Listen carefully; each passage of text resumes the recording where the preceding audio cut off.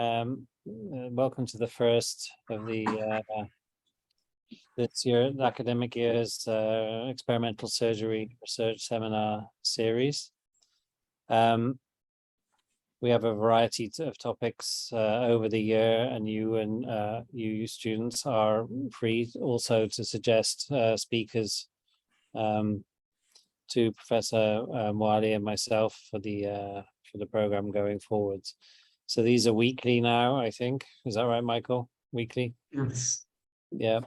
And you're expected to be here if you can be here. And it's a great opportunity to meet leaders in their field and world experts, such as Dr. Willett and Dr. Gorbet that we have with us today. So it's quite an unusual to have two professors presenting simultaneously. So we've got double value for you to kick off the school year. I'll introduce Professor Gorbet first. So she is an associate professor at the University of Waterloo and is cross-appointed in School of Optometry. She's in the Faculty of Engineering. She did her bachelor's in France and a chemical engineering in Toronto, and then worked for a Canadian startup and joined the University of Waterloo in 2007. So she created the Biomedical Engineering undergraduate program and is the program director. And she works on the development of in vitro models and tools to assess biocompatibility and the study of mechanisms involved in material-induced cell activation. So she's interested in developing better biocompatible biomaterials. And she has various collaborations with startups, members of the ophthalmic industries, clinicians, and scientists. She's an active member of the Canadian Biomaterials Society, as should all of you be, and she's in the International Society for Contact Lens Research. So welcome, Dr. Gorbet. And secondly, we have Professor Willett, Dr. Willett. He's an associate professor in systems design engineering at the University of Waterloo. So he was hired in 2015 as the aforementioned biomedical engineering undergraduate program expanded. His composite biomaterial systems laboratory focuses on novel 3D printable biopolymer nanocomposite systems for reconstruction of bone defects, which I believe he and his colleague will tell us about today, and the mechanistic determinants of the mechanical performance of tissues and tissues and biomaterials, and 3D printed biomaterials. So he's a specialist in tissue biomechanics. He did his MSc in Queen's, Ph.D. at Dalhousie, and then 8 years as a postdoc research associate and faculty member, working in bone and orthopedics, Mount Sinai, University of Toronto. He's the past president of the Canadian Biomaterials Society, and welcome to you both, and we're looking forward to your talk. Thank you very much, Professor Willett. Yeah, it's a great pleasure for both of us to be with you today, and thank you once again to the organizers for your patience as we've tried to make this happen a few times and finally arrived at this occasion. So this work is motivated by critically sized segmental bone defects, and I came across this problem as a faculty member in orthopedic surgery in Toronto when working with orthopedic oncologists such as Peter Ferguson at Mount Sinai Hospital, and becoming aware of the clinical challenge of reconstructing these large bone defects, whether they are resulting from bone tumor resection or traumatic injuries, severe infection, etc. And the issue here is that once a bone defect is sufficiently large, it won't heal by itself and might result in a fibrous non-union, but you won't get new bone formation into the defect when it's big enough. And an example of a reconstruction of a critically sized defect is given on the right of the slide here from one of my former colleagues, Peter Ferguson. So this on the right is a reconstruction that was of the femur done using structural allograft and obviously a large amount of metal fixation. And yeah, so these large defects require some kind of surgical intervention, maybe involving an allograft, as we see here, or maybe using what they call metal megaprostheses. And all of these, these two approaches have a lot of failure modes, to use some engineering speak, of loosening, non-union, fracture, infection, to name a few. And so as I was working on specifically on structural allograft before joining Waterloo, I started to question whether we could take a biomaterials engineering approach to this problem and develop some somewhat novel approaches to the critically sized segmental bone defect problem. And so part of that would involve 3D printing. And this is an image taken from a paper just to capture sort of the generally established 3D printing workflow. And so this would start with CT images of the patient's bones in order to capture the geometry of the anatomy, but also the defect. And then moving that those imaging files into computer-aided design in order to actually design the scaffold or the graft that would fill the defect, maybe also along with features to enable better fixation. And then that design would then move into actually being 3D printed, producing a customized scaffold or graft, and eventually be implanted. And all of these stages are very interesting. And coming out of engineering, I would say the imaging and the generation of computer-aided design models, pretty well established tools and technology. But what is really interesting to me anyway is the development of these novel materials specifically for bone repair applications that can be 3D printed into the required geometries and along with the desired features. And so this is what we started to think about as I moved here to Waterloo 7 years ago. Basically, can we develop some new materials that would be robust and capable of participating in regenerating bone within critically sized bone defects? So after considering, taking this 3D printing approach, we started to look at the materials that could be used. And of course, there are a lot of polymers that are established in the bone and orthopedic space. And of course, there are metals and ceramics. But what we're looking here is to build upon the lessons learned from structural allograft. And what I was inspired by were these hydroxyapatite biopolymer nanocomposite biomaterials that were showing up in the literature. And so these tend to be a composite of typically nanoscale, sometimes microscale hydroxyapatite particles. And of course, these are used for their bioactivity. They promote osteoconduction and osteogenesis, but they're also, if they're the right kind of hydroxyapatite, they can be resorbed by osteoclasts. And within a nanocomposite, they also enhance the stiffness and the strength of the composite itself. Then there's also of course, we want to have a polymer phase to enable the compositing, enable the printing through UV-enabled cross-linking, for example.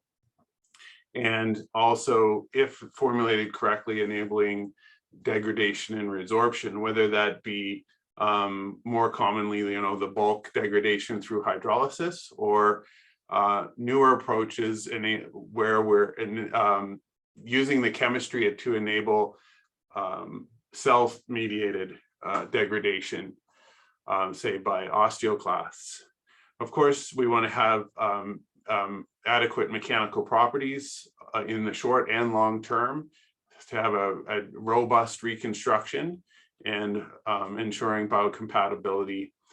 And it would be great to have this gradual resorption, as happens with structural allograft, very slowly, where osteoclasts break down the material and it's replaced by actual bone. And Scott Gwelcher's group in Nashville has done a lot of work on a polyurethane hydroxyapatite composite system. And that's where we got a lot of inspiration for our approach from. However, their approach involves, basically, they were producing pastes and cements that have really quite good mechanical properties. However, the chemistry is not conducive to the 3D printing approach. So we, continuing with somewhat of an engineering approach, we started to think about, okay, so what are our requirements if we're going to take this approach of combining 3D printing and these biopolymer nanocomposites? And of course, as already discussed, we want to have that ability to match anatomy and defect geometry, build in features that will facilitate better fixation with metal plates and screws, as surgeons would be very comfortable with that approach, and then have this robust long-term reconstruction involving slow remodeling over time. Again, inspired by what I saw with structural allograft. And therefore, we've basically broken this problem down, I guess, into 5 interrelated pieces. To develop this system, we need compatible phases, that not only in the sense of biocompatibility, but also phases of the composite, which will actually be easily mixed together to produce a stable ink. And I'll get into that a little bit. We want, of course, to achieve 3D printing, or 3D printability, appropriate mechanical properties, osteoconduction, and remodeling. Right. So to do with the compatible phases, we're working with biopolymer derived resin and bone-like calcium deficient nanohydroxyapatite particles. And there's some real challenges there in actually getting those to composite nicely. In 3D printability, we need to achieve appropriate rheology or rheological behavior and curing, and I'm going to touch on that a little bit, because your rheological behavior determines what you can do and how you can print the materials. We want the resulting material to be able to resist physiological loading. So that goal of a robust reconstruction relies on the printed graft or scaffold to have sufficient resistance to physiological loading. We want to support new bone formation, and ideally develop a material that will be resorbed and replaced over time. So somewhat close to the idea of some of these, what they call 3rd generation biomaterials. So where we are in our process of developing these, well, in the early days, about 6-7 years ago, we started compositing calcium deficient nanohydroxyapatite with GELMA, the ubiquitous now methacrylated gelatin.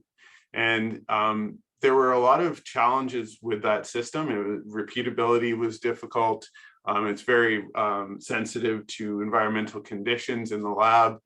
And it was very difficult to print it without defects, and the mechanical properties were poor. So about 5 years ago, we transitioned to a triglyceride-based approach, building on this structural monomer, which we refer to as AESO, or it's acrylated epoxidized soybean oil. And so it's a triglyceride, and the molecular structure is given here in this schema. And what it is it's a soybean oil. It's a triglyceride that's been functionalized with acrylate groups, and we can also add extra functionalization, and I'll talk about that a little bit later. And there are precedents for using triglyceride-based materials in biomedical, in bone cements. For example, the kryptonite product that was on the market for a while in the US and Canada. Others outside of our group have shown that this AESO will undergo physiological degradation, producing non-toxic products, and demonstrated good compatibility with human mesenchymal stem cells in vitro. Now, this is actually a rather large molecule, and it's quite viscous by itself. And in order to improve on the viscosity, enable compositing with the nanoparticles, and improve the strength, we need to combine this bio-based structural monomer with a reactive diluent monomer. And so here we use polyethylene glycol diacrylate 250. It's a very small version of polyethylene glycol diacrylate. And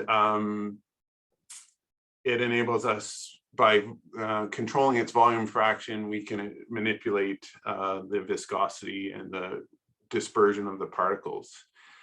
I've already sort of alluded to the filler. So this is our calcium deficient hydroxyapatite nano at the nanoscale, and they are actually rods that we use, as shown here in the schema. And then our photo initiator is Ergocure 819.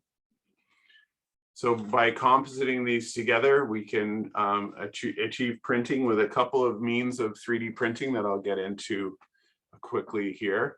And these just over here give you some ideas of the best kind of geometries we can achieve really nice printing with masked stereolithography, which I'll get into now. So when we're producing these inks, we pay a great deal of attention to the ink rheology. So the way in which these inks flow. And this, because this affects the means by which you can print. If you have something that's a nice linear or Newtonian fluid, if your ink is a nice linear or Newtonian fluid, as shown here, you get nice constant viscosity. It flows beautifully. And so certain means of printing are conducive to that. And in others, you get more paste-like behavior or nonlinear fluids, especially those with what are called shear yield strengths, giving the ink resistance to deformation and therefore shape holding. And so these inks can actually be extruded, and they will hold their shape, at least for a short while, before they cure or are solidified by polymerization. So when we're in this situation of paste-like materials, well, these are very conducive to extrusion printing. And a lot of our early work was done with a high-rel System 30M, which is an extrusion-based printer. We have an extrusion syringe and a needle. The material is extruded onto a build plate and UV cured by lamps. So here you can see in the video, it's just extrusion printing, a very simple geometry at the moment. This approach is excellent for producing porous scaffolds if you can get the printing details sorted out and the rheology just right. If you don't, it can be very frustrating because you end up with a lot of print defects. So for porous scaffolds, great. For more dense kind of grafts that we might want to use to reconstruct the diaphysis of a femur, not so great because of small print defects. For example, here in this SEM image produced by one of my PhD students, you can see this defect here in the print. So that's not ideal if you want to have a mechanically robust print. Now, if you have fluid-like inks, then a printing process like mass stereolithography is great. It will produce beautifully high detail, dense, almost flawless, defect-free printing. And so when we shifted from extrusion printing to this approach, we saw much better results in terms of mechanical performance and print fidelity, the level of detail that could be printed. Here on the left is the inside of the masked stereolithography printer that we use. And what happens here is this is just the control unit underneath, but here this black, this is actually an LCD screen like you would see on your tablet, your iPad or whatever. And underneath there are UV lamps. And so the LCD screen actually controls the UV light that is exposed to your print bed. And so this is the print bed here. And what is, for every layer that is printed, this print bed lowers down into the vat of ink to within 50 microns of the print screen. And so it cures a layer at a time through UV curing that's controlled by the LCD screen. And we can build really nice 3D prints. And so these are examples of prints that we've done with our own inks, these AESO based inks. And the objects print upside down, as you can imagine with this print bed. And so this just gives you an idea of how the printing happens, the level of detail and control. This is just a model from NIH with a skull with a defect that's been, and they've come up with a plate to go into that defect. And then over here on the right, we've printed diaphyseal shafts geometries taken from a model of a human femur, from a CT scan of a human femur. And then, so this would be the kind of thing we might want to put into the reconstruction of a human femur. Of course, with this great level of detail and control, we can also produce scaffolds. And here are some examples of varying the porosity of scaffolds printed with mass stereolithography. Because we are concerned with the long-term durability of reconstructions that we might produce with these 3D printed materials, we do a lot of mechanical testing in my lab, comparing those results with benchmarks and specifications. So we take those benchmarks and specifications from the stresses that a graft would experience under physiological loading, the mechanical properties of cortical bone, which are pretty impressive, comparing to PMMA bone cement standards and ISO standards. And we do a lot of different kinds of testing: tension, compression, shear, and fracture toughness. And today I'm just going to focus on tensile testing results. And there are a few arguments for that. Some of it's just, it's the simplicity of the test and their interpretation of the results, but also tensile testing is a more of a worst case test than a compression test, where these materials tend to be around 30% or so stronger in compression than in tension. So our mechanical testing involves a test frame. This would be an example specimen geometry here in white. And so this specimen would go undergo a tensile test in our test frame here. And we use a microscope and digital image correlation to measure the strain fields in the specimens as they're being tested. So we get stress and strain curves. Professor Gorbet. And I guess we've talked a little bit about the material and the mechanical properties. One of our collaboration focuses around trying to ensure that the biomaterials that are synthesized and produced can be processed in a similar way than occur during bone remodeling. So as you know, around bone remodeling, there's a lot of different cells that are involved. And one of the things that we want to really focus for us currently is looking at both what's happening around osteoblasts and so the matrix deposition. So looking at, when you're starting to look at bone, there's this remodeling that occurs where, there's resorption with the osteoclast. And then we end up having osteoblasts coming in and depositing the matrices, and eventually, you know, they mature and they differentiate into osteocytes. And so when we start talking about how this happened with the biomaterial, this is a slightly different because we want to have bone deposition and resorption occurring around the same time, and around having this crosstalk between the two, because this is what we see usually in bone, where we're going to see bone deposition with osteoblast, and then we'll see osteoclast in this active dynamic structure. And as part of our model, what we're interested in is trying to understand, you know, then what happened when we're actually looking from a biomaterial perspective.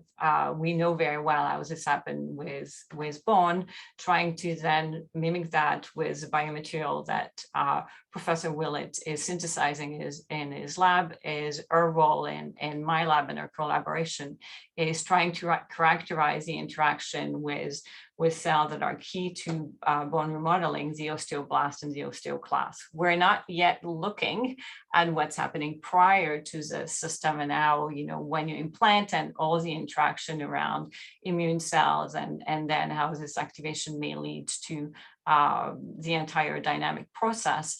And so currently what you're going to see in our presentation is mostly focusing on how osteoblasts and osteoclasts interact with this biomaterial, with eventually the goal in trying to understand in vitro how this entire sequence of events may lead to resorption of the implant and also replacement with bone, so that it's fully integrate with the bone structure when it's implanted.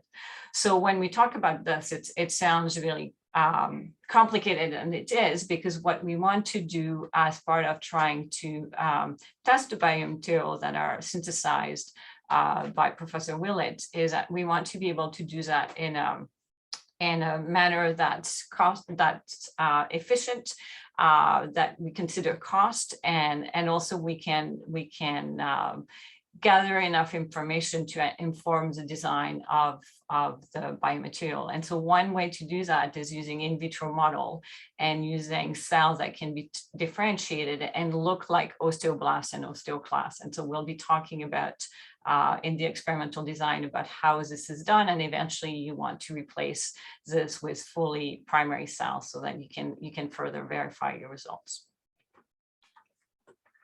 Okay, so the study we're going to talk about in detail today involved multiple inks, and we were basically testing the effects of two factors.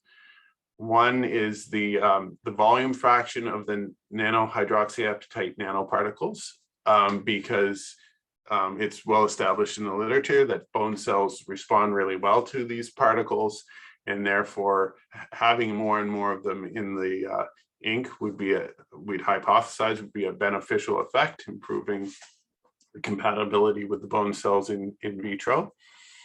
And also, as I mentioned earlier, more nanoparticles should result in greater stiffness and strength, so mechanical effects.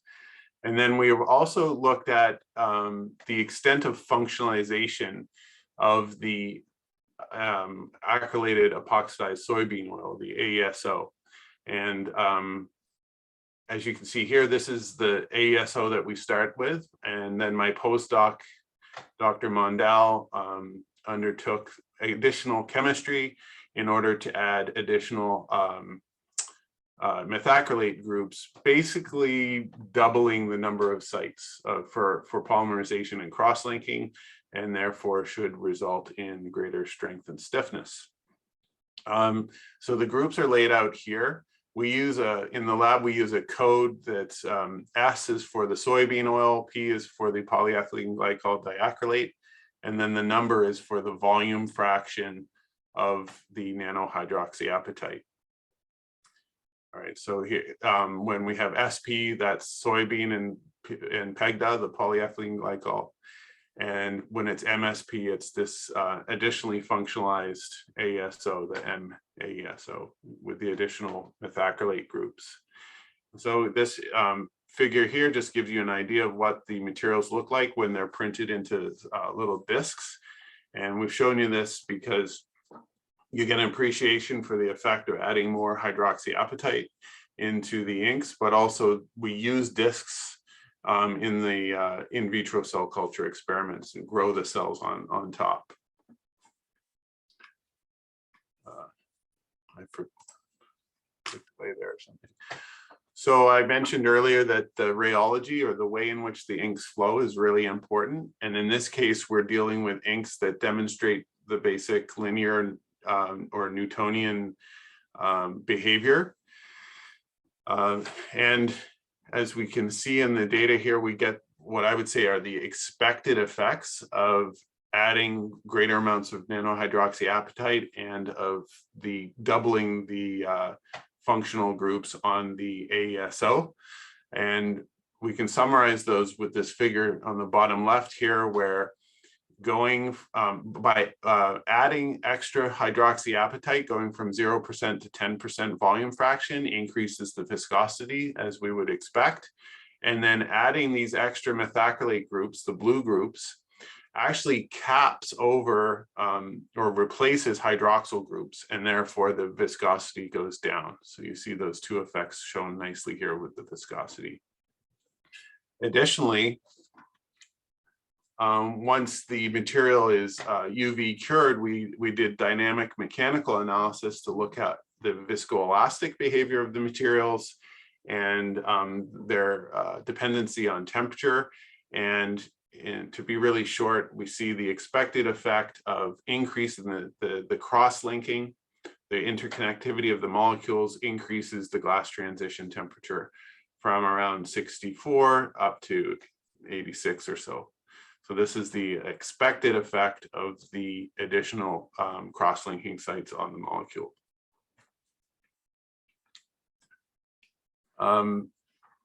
Like I mentioned when we were reviewing methods there, we do a lot of tensile testing. And so first of all, we see examples of the stress strain curves from the tensile testing. And this is pretty typical of what we see in nanocomposites, and with extra cross-linking and higher levels of filler, we see increasing stiffness and strength, but loss in ductility. And what does that mean? Well, that means that these materials are weaker, more flexible and extensible, whereas these materials are stronger but more brittle. And so we've compared the strength of our materials with the sort of nominal level of physiological stress experienced in cortical bone, and then the polymethyl methacrylate bone cement standard from ISO.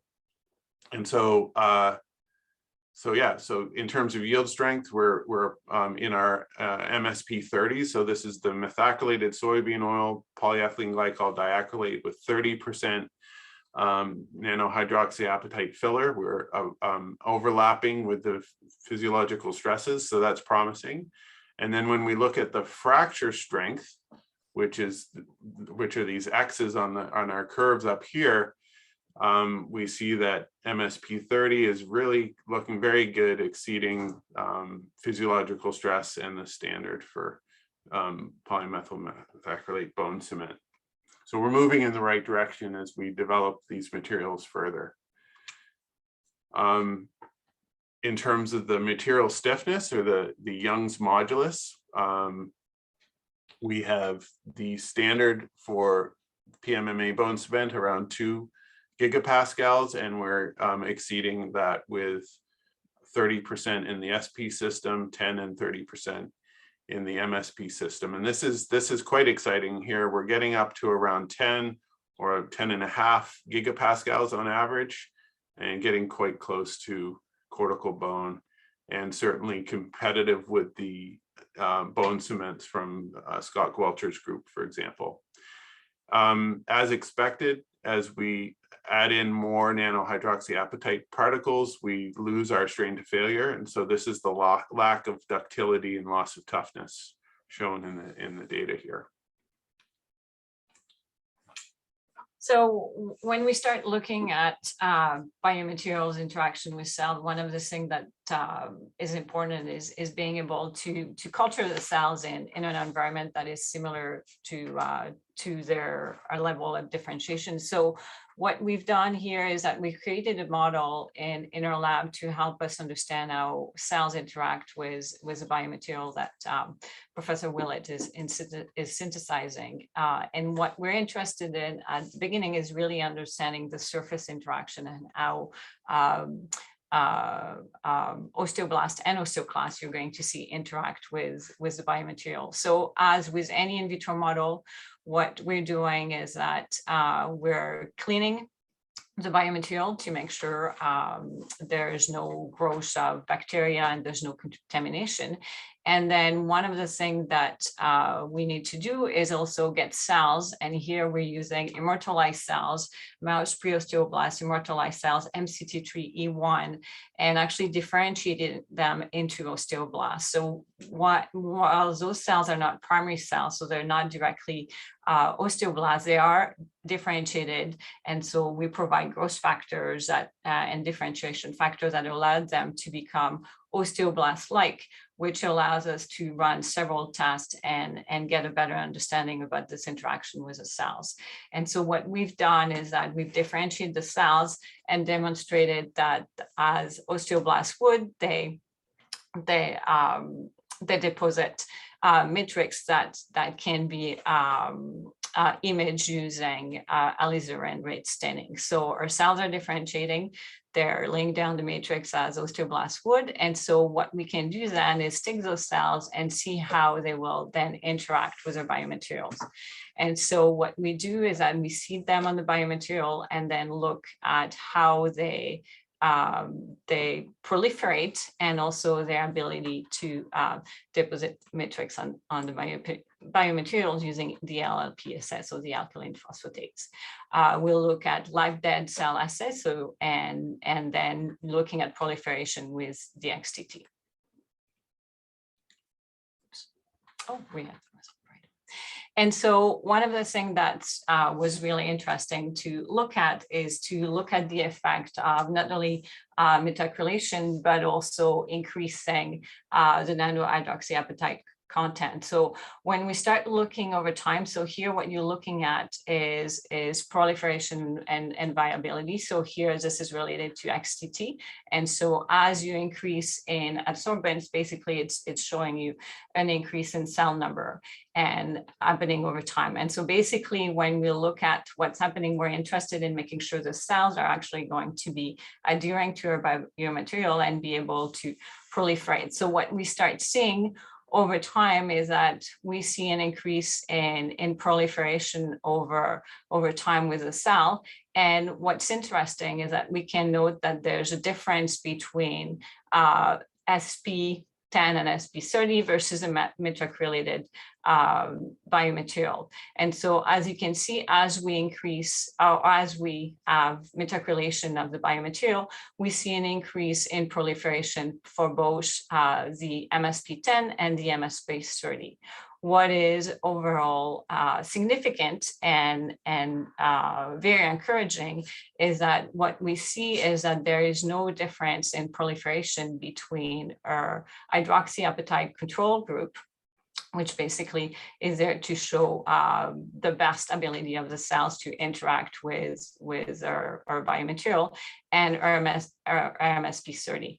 Looking at how, MSP10 and MSP30 interact, so looking at two different concentration of nanohydroxyapatite, there is a statistical significant difference. Is it biologically significant is something that we need to start looking at.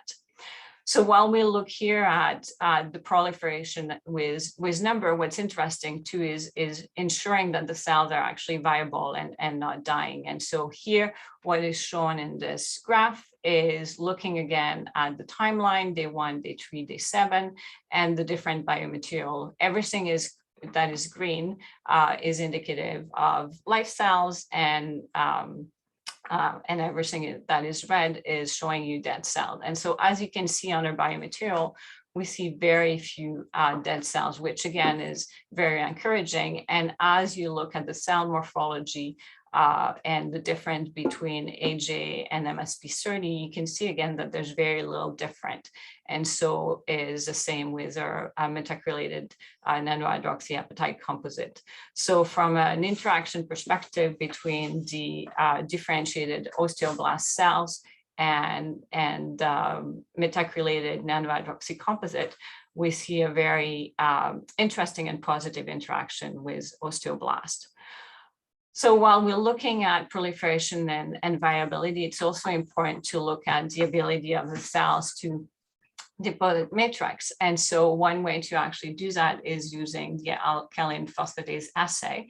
And so again, what we see or in relation to time is between day 1 and day 7, we see an increase in the activity of our osteoblast. So again, confirming the ability of the nanocomposite to actually support osteoblast proliferation and also activity, showing that they're able to lay down matrix, which is important as we're trying to eventually have this implant integrated within the system. Again, what's interesting in relation to how the osteoblasts are interacting between the two composite materials, the metacrylated version versus the non-one, is we always see a difference between metacrylation versus non-metacrylation. There seems to be a little difference on the impact of the percentage of nanohydroxyapatite with the composite material on osteoblast activity. But again, this is something that we need to further investigate it. And so from a biocompatibility perspective, looking at that nanocomposite, the metacrylated nanocomposite seem like a very promising biomaterial looking at those data. One of the things that is important, we're looking at osteoblasts. Now, what happened with osteoclasts? Because as Professor Willett mentioned earlier, is that not only we want to have this ability to have bone being laid down, but also we want resorption. We want to be able to remodel the implant. And so part of the role of osteoclast is actually to perform this resorption. And so how do we test this in vitro? Again, using a cell line here to allow us for iteration and rapid testing. We're using a murine cell line that is called the ROSE 2647 cell. And basically you can differentiate those cells using osteoclasts. So those are macrophage, and basically you use rankle as a differentiation component. And over time, they become osteoclast. And so what you can see is that the nature of an osteoclast is they are trap positive, but they're also multinucleated. And so here what we're observing are basically raw cells that have not differentiated. And then you can see here an osteoclast that has been differentiated through exposure of osteoclast. And usually when we look at cell yield using a raw macrophage, we usually tend to have about 60% of our macrophage that differentiated into osteoclast. And so the process of getting to from macrophage to differentiated osteoclast takes a little bit of time, and then we ensure that we isolate and we seed our osteoclast on our 3D printed biomaterial, and then we let the osteoclast interact with the biomaterial for 7 days, and then we study how the osteoclasts are interacting with the biomaterial, looking at their ability to continue to remain osteoclast, so looking at the number of nucleus, also looking at actin staining, as when osteoclasts interact with bone or the biomaterial, they will create an actin ring, and basically they're going to start sealing off an area on the bone or here on the biomaterial, and that's what's going to eventually lead to a resorption pit if there's their activation of the system. And so one of the things we're trying to do in this experiment is determining the difference, how the different composition impact our our cell interaction with the biomaterial. And so again, looking at, the ability of osteoclasts being adherent, but also able to sustain and be viable on our biomaterial, you can see the difference between SP10 and MSP30. So what we observe is that on the non-metac-related biomaterial, we see very few osteoclasts able to adhere and fuse together compared to the MSP30, where we can see multiple osteoclasts again as identified by trap. And we'll see in a minute how there's difference between their acting ring and their number. And so looking from, this is just showing data from looking at the interaction between our differentiated row osteoclast cell, looking at SP10, MSP10, and our control the hydroxyapatite.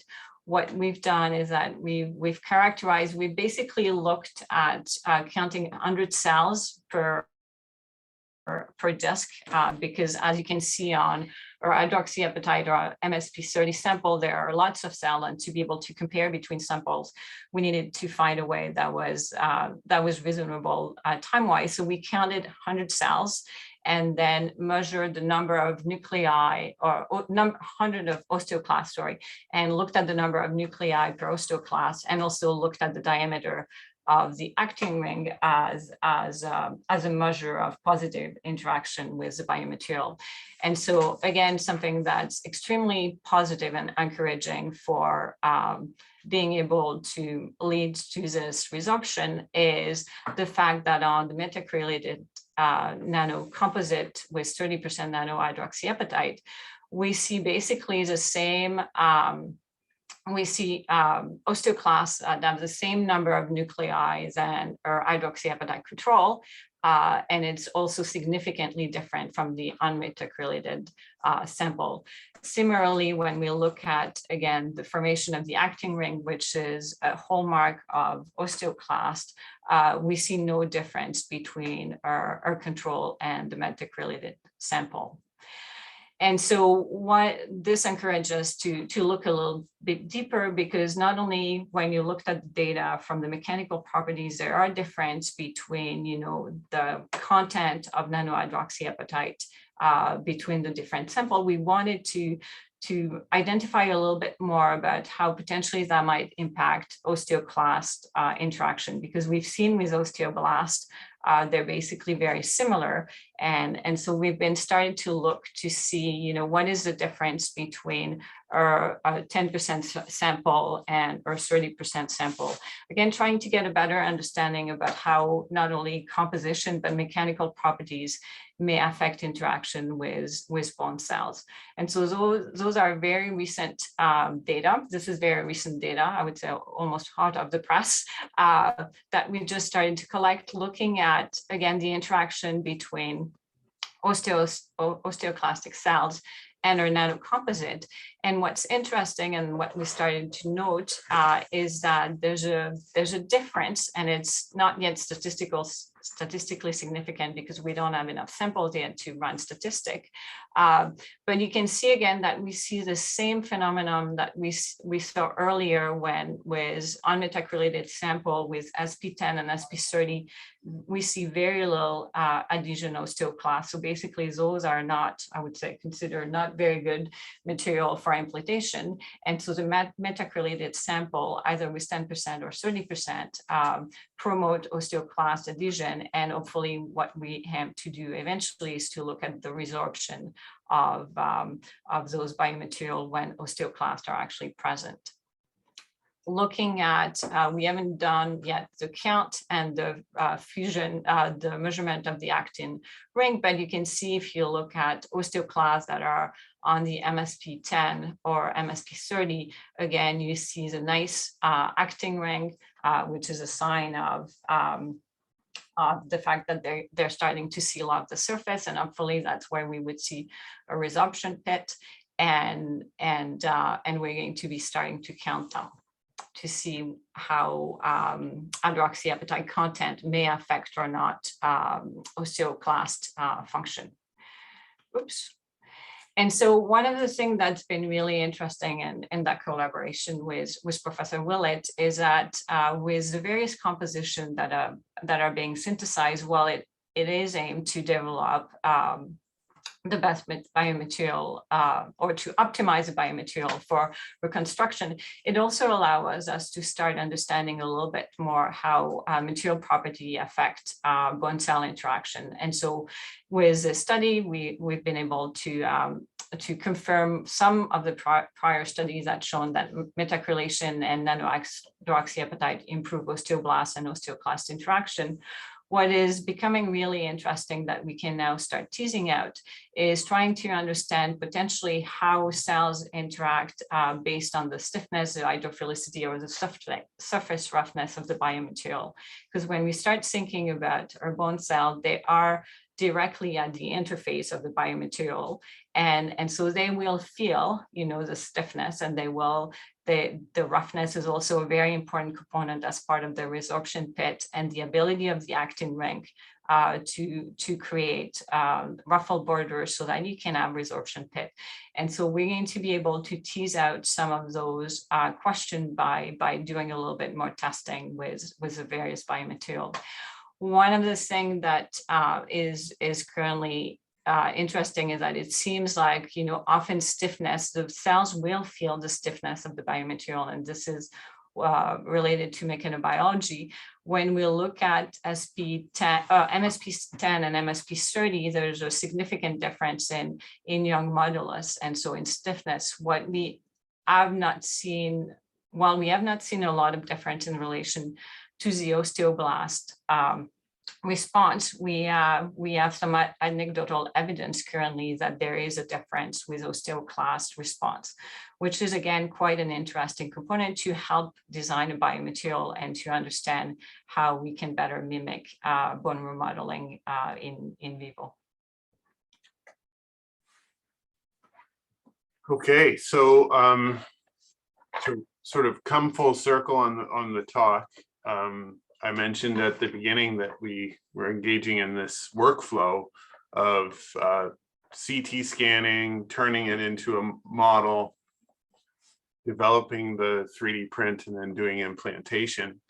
And so in about a year ago, we conducted a pilot experiment in New Zealand white rabbits. And so this was conducted down at Western University with Melissa McIver from the Ontario Veterinary College and Emily Truscott from Western.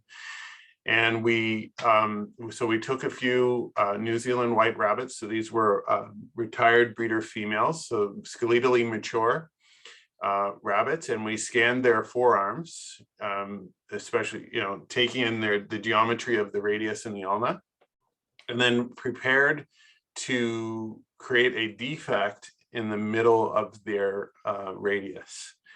And therefore, we took their geometry from the CT scans and generated CAD models. And so this geometry here is the geometry from the radius in the middle of the specific rabbit's radius. And then we added a plate to the design. And then we printed these implants. So these are, I suppose, patient-specific implants for these rabbits. So these were printed from the MSP10 ink, which is, according to our in vitro work, the most promising for the cell interactions.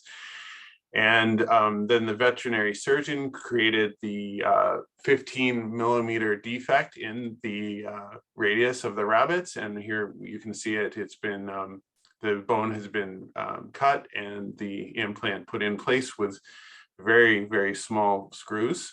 These are screws that are used in facial reconstruction. And you can see some pictures here of Dr. McIver doing the surgery. And so we took these rabbits out to 12 weeks, which is an established time point to be able to see callus formation. And if this was a piece of bone, we'd see maybe more resorption, but certainly a lot of callus formation in the x-rays, also signs of formation, maybe even in between the radius and the ulna, which is known to happen in this model.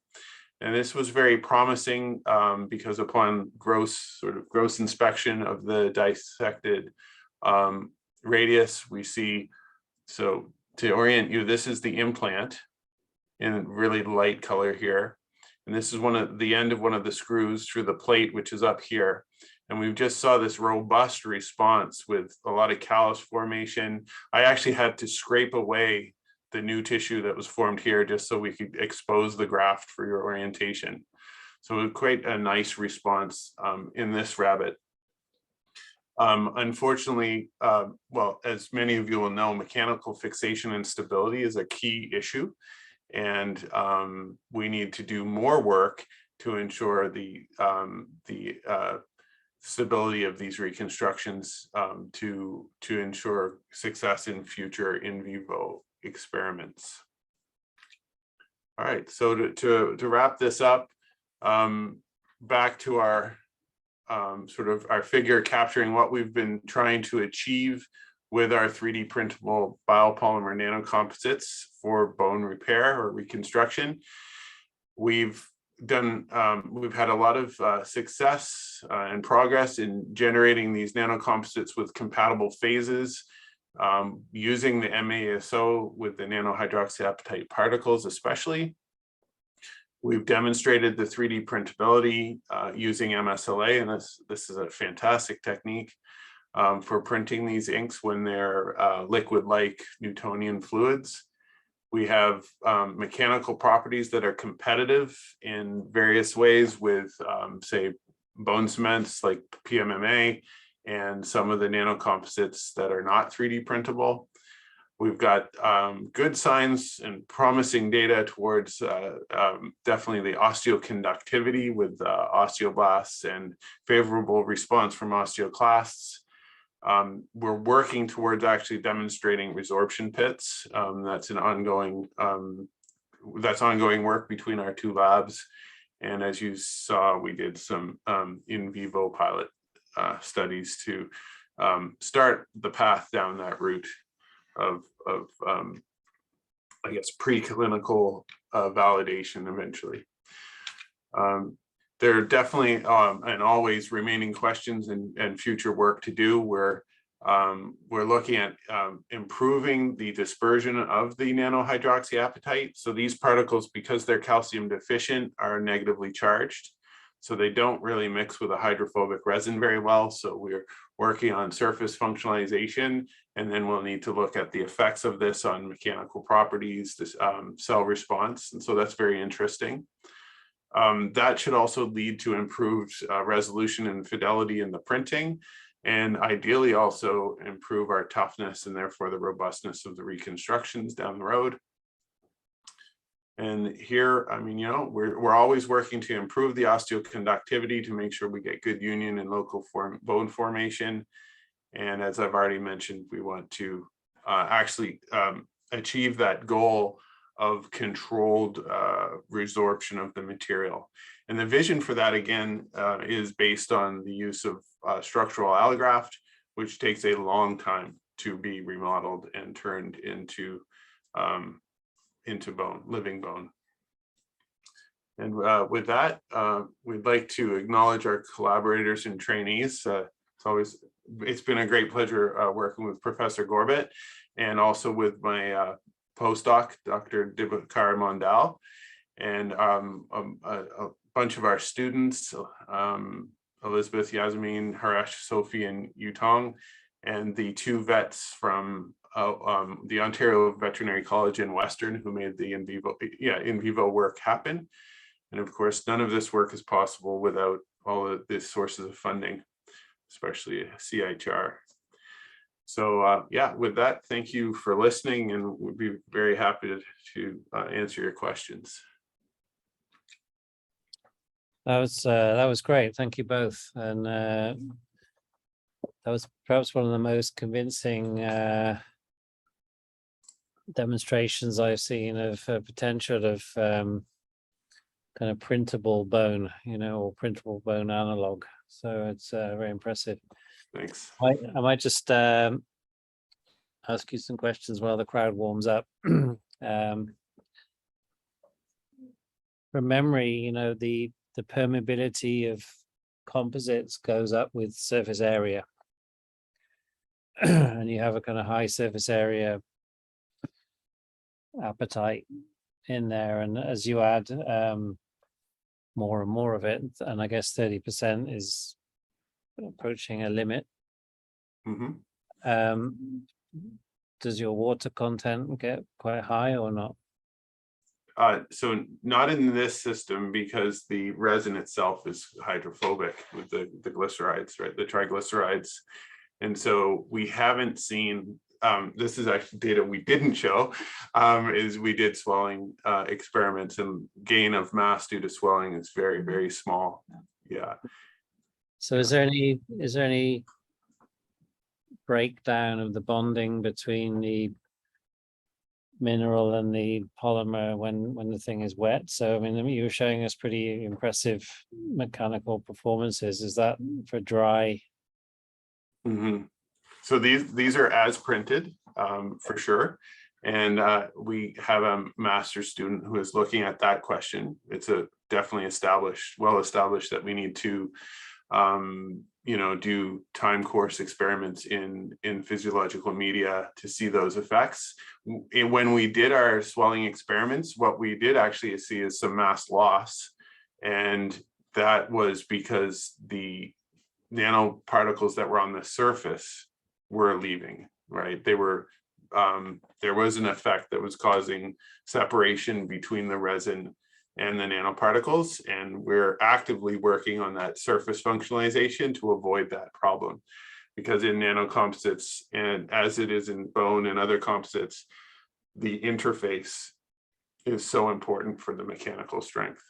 Yeah, so is that interface I'd like to come back to, is that the main difference, do you think, between the acrylated versus methacrylated? Is it the resin mineral interface is different?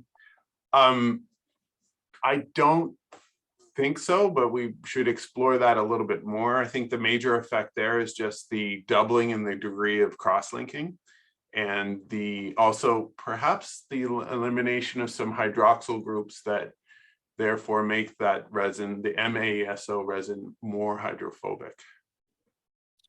I have one last question, which is you were showing and especially with your cell culture stuff, you were showing an HA control. What was the form of that HA? Was it particles or? So that's a disc that we purchase from for 3D Biotech, and it's not 100% dense, but it's highly dense and it's crystalline HA. So the cells love it, but the osteoclasts are not going to drill into it. So there's a material that I can't remember if it's still sold, or so it's called Ostim, which is basically nano HA paste. It's been shown just by injecting this paste, which has no mechanical strength at all, you can get pretty good bone repair. But regardless, it's very, very impressive. I'm going to hand over to the other people in the audience. So Josh Forstenbosch, I see your hand is up. Thank you. Hello. Thanks, Dr. Willett. Thank you both for your fantastic talk. I thought that was really awesome how you basically took it through conception. I'm a plastic surgeon scientist here, and similarly, I'm studying foreign body reactions to the silicone at the interface of the body with silicone. I really liked a lot of the in vitro experiments that you showed. And then just a quick question I just was curious, partially for personal gain, what the translational, I guess, how well your in vitro results translated to your preclinical, I guess, your rabbit model. I don't know if you have any data yet, because what we find with the breast implants is that what we do in the dish is remarkably different from what we see we study human specimens. It's remarkably different. And so obviously there's so much to gain by doing the in vitro experiment. So I was just wondering if you had any comments on that. I'll just start. Yeah. I mean, classically, right? That's very well established, right? The things we see in vitro are not the same as we see in the complexity of in vivo, and that's that. Yeah, we totally understand that, and that's why we'll do both. But Professor Gorbet's specialty or expertise is to make those in vitro models as meaningful as possible. Yeah, and so yeah, I actually very value your question, and thank you for it. And I don't know what you work on, but I'm happy to help provide more we could discuss things, because that's one of the things we're really interested in my lab, is developing model. Although they're going to be limited, there's always limits, because it's not the entire physiological system, is trying to find the right marker that will link to something that we see in vivo, which is why one of the things we're really trying to do right now is going for the resorption pits. While we see the fusion, we see the actin ring, we see the osteoclast adhering, it doesn't tell me anything about how well this is going to be resorbed.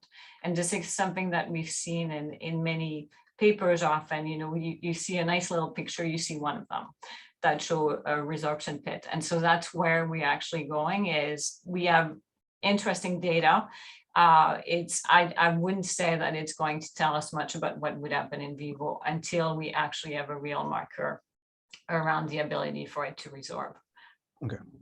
And then I guess one more follow-up question. Maybe I can send you an email, maybe, and we can talk offline. Sure, maybe yeah. about that. And then one more follow-up question is that you mentioned that you were using which cells could you just repeat which cells you were using again? So we're using the raw macrophage, like the 2647 macrophage, the around cell line, and then we're also using the MCT2 precursor osteoblast. And again, we have to differentiate them. So something that's very different compared to what other people have done, and we've done this on purpose, is that we actually differentiate the cells before we put them on the biomaterial, because we're really interested in seeing how cells that are already osteoblast or osteoclast interact with the biomaterial. Eventually, it's a system, so there's a lot more dynamics around it, and so we'll want to do co-culture and see how they interact. But we're currently working with the differentiated cells. Okay, yeah, because we've run into a lot of issues. It's like we have a bunch of primary cell lines that we've taken from the breast implant capsules, and they've been a lot more difficult to work with than like a 293 cell.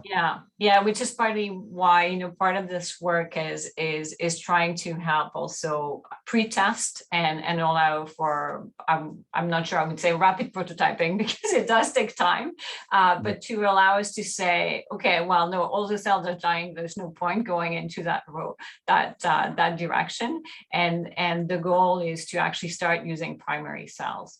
But currently it was mostly protocol development and trying to develop some of the assay around resorption pit. Great, that's really awesome. Thanks again for your talk. Thank I really learned a lot. Thank you for your questions. Professor Wadi, you have your hand up. So thank you very much, Professor Willett and Professor Gorbet, for that really excellent presentation. So I just wanted if you could go behind the curtain and just tell us how the thinking goes when you are designing these composites. First of all, like you said at the beginning, you need the 3 traits. One is biocompatibility, the other is osteoconductivity, and then you are mechanically strong. It has to be mechanically strong, as you are stressing through your presentation. Now you start with the hydroxyapatite. It will cater for the 2 traits, but it's brittle. And then from that, you start, is that how the thinking goes? Then you look for something. Yeah. So as I think I spent many years with Mark Grimpus in Mount Sinai, and so I'm really fundamentally a tissue mechanist and spend a lot of time on bone, and so I'm highly biased by that experience towards composites to copy the approach that nature has taken. And so to bring together, you know, an organic phase and an inorganic phase at that nanoscale to try and replicate to some degree what we have in bone. And so that's really where this approach came from. And you could say bio-inspired or biomimicry. It's not biomimicry by a long shot, but definitely bio-inspired. Right.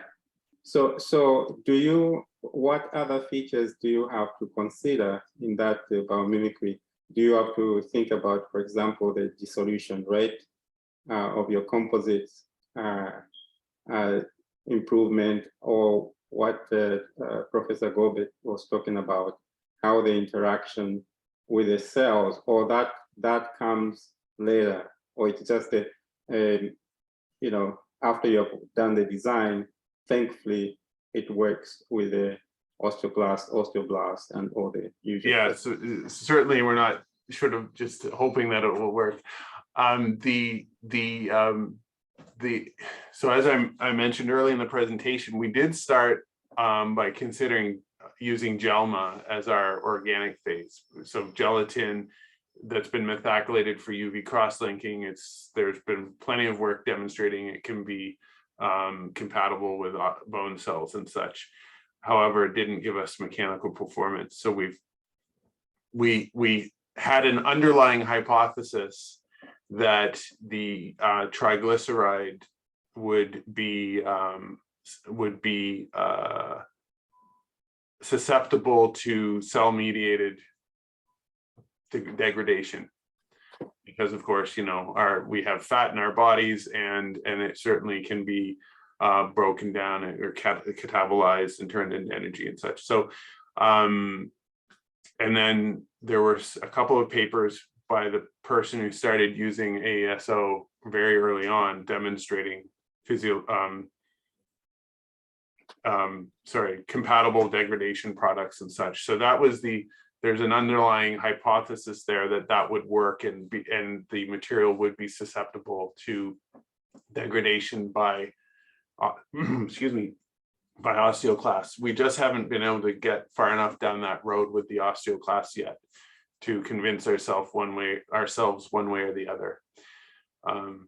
Yeah, so that's how that came to be, and certainly in more recent time we've been considering other means to make the resin itself more degradable through the actions of the osteoclasts by changing the chemistry of the functionalization. Okay, so two last points.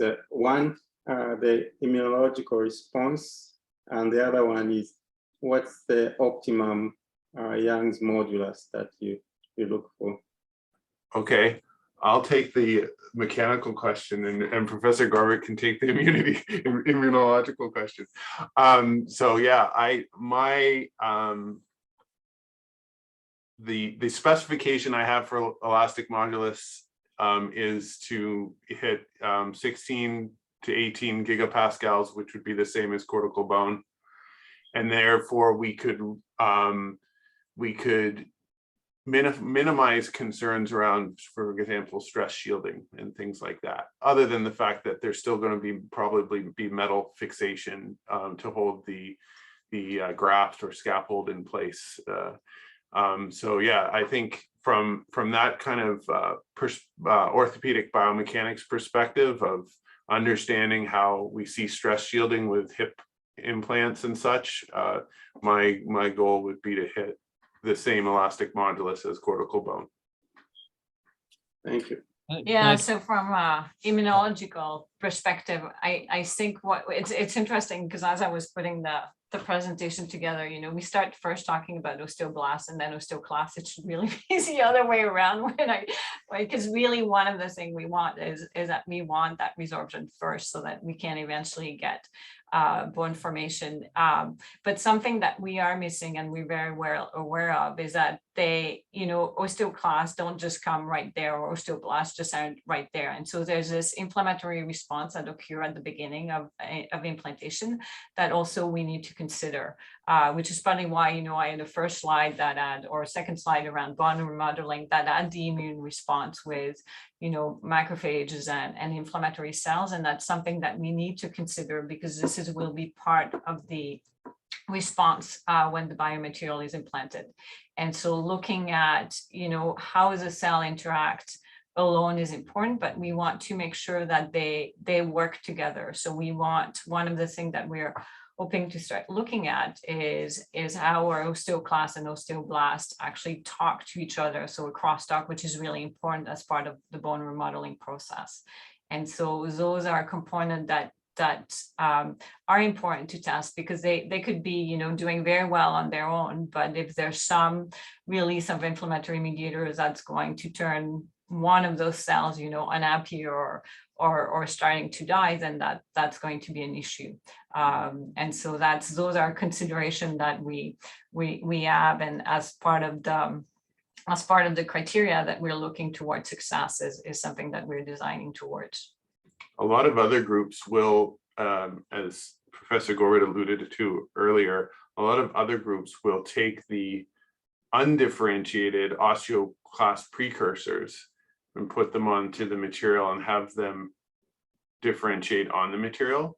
And so that asks, in my mind, that asks a different question around what effect the material will have on that part of the process of having the macrophages come in and differentiate. And we haven't addressed that yet, but that's certainly part of that whole process of trying to model what we know happens in vivo in the in vitro environment. That's great. Thank you very much. Thank you. Thank you. It's just a thought as you were talking. I mean, surely the osteoclast can demineralize the material, right? And you should see that on micro CT and yeah.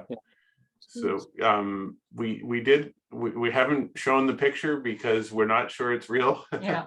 But we have seen some hints that indeed the osteoclast might be demineralizing and creating some defects or pits, but we're just not convinced yet. Yeah. So certainly using the calcium deficient nanohydroxyapatite sets us up for at least the breakdown of the inorganic phase by the acid that the osteoclast will produce. Then it's a question of whether the resin, it's still for us a question of whether the resin will. Great. Well, I think we've all learned a lot, and that's great. So are there any? I can't see all of the participants, trying to get them out. Questions from grad students who will be bold. Yeah. I had a question, actually, if I may. So thank you both for agreeing to present a wonderful data as usual. I was wondering, actually, it's based on more biological, based on calcium, so extracellular calcium. So it's known to increase the activities of osteoclasts and osteoblasts. I was wondering is there any way to test, like maybe, I know you use calcium hydroxyapatite, but is there any way of testing whether calcium could increase maybe the integration or activity of your cells on the implant? Okay, I can start that. Again, data we haven't shown is our postdoc, along with an exchange student from France, actually did the classic bioactivity assays with the simulated body fluid.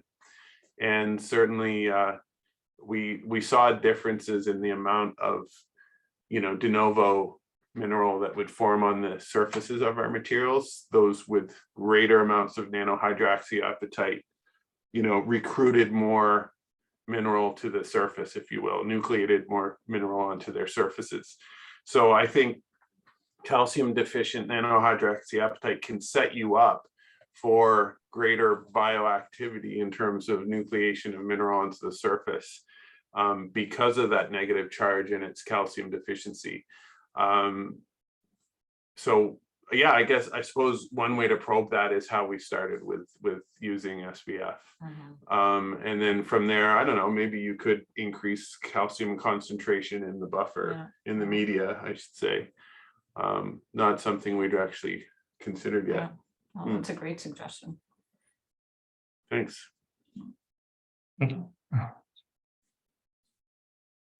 Great. So I think if there are no brave students, we'll have to work on that. But now maybe it's not the time. So I'd like to thank you again. And it's great to see you and hear about your work. And we will virtually applaud you. And hopefully we'll see you in real life soon. Great. Thank you for the opportunity and again for the patience in actually getting this to happen. Pleasure. It was well worth it. Thank you. Thanks a lot. Thanks. Great. Thank you very much. Thank you. Thank you. Bye.